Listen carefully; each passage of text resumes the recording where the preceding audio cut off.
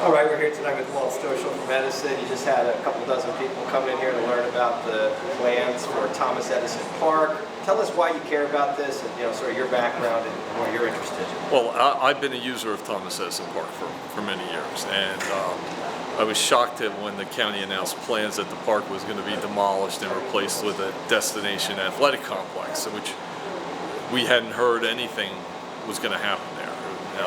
And all the existing trees and buildings and fields will be demolished and replaced with artificial turf fields for sports tournaments.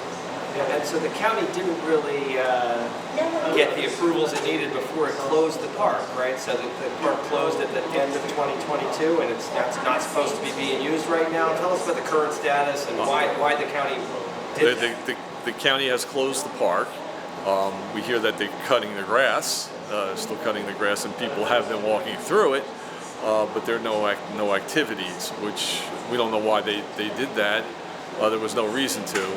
They could have kept the park open until they got all the approvals, but I guess they didn't know all the approvals they needed to get. Seems so, right? They weren't aware that because this used to be federal government land, there's a requirement for the National Park Service to evaluate their proposal. Tell us about that process. Yeah, right now the National Park Service is evaluating an environmental assessment that the county has submitted. Then the Park Service will make that public, and then the public will make comments, and then the Park Service will make a decision on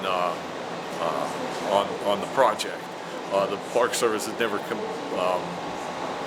had a destination athletic complex come before their review, so this is new. This is first of its kind in the country. Right.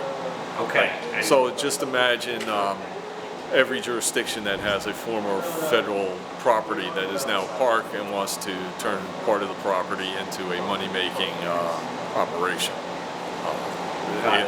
It may set a precedent that, as a nation, we don't want to set. Also, with the artificial turf fields, recently there's been a lot of news about the problems with them. They can't be recycled. They have to be replaced every 10 years. So this is probably millions of dollars worth of replacements. So you would want to know from the federal government, the Park Service is the federal government, the Biden administration's efforts to get the American public from using less oil and less petroleum. What about petroleum products like plastic turf? Does that go along with the administration's goals of reducing oil use? Also, global warming, the climate change. This will be a heat island that will be created. So, what is the federal government's opinion on that, with all the other things they're doing to fight climate change? Is this something that would cause the temperatures to rise here? Earlier we had Emil DeVito, and he mentioned the sea rise. Half that park's going to be underwater in the future. If we fix climate change tomorrow, the sea's still going to rise for years and years because of the damage that has been done up until this point. You had a lot of information in the presentation about some of those things. You talked about the fact that the artificial turf is hotter than a grass field. Right. There's also some discussion of safety and toxicity of it, and you also, it came up briefly, but there have been some efforts to stop artificial turf fields around the state of New Jersey. So Sierra Club and also a couple of local towns, residents organized. Can you tell us about those? Yeah, the Sierra Club has started a online petition, the New Jersey Sierra Club, to stop artificial turf in parks. Stopping the Green Acres program from approving them and funding them. There's been cases other than this in Edison Park where municipalities have cut down acres of trees in parks and replaced them with plastic fields.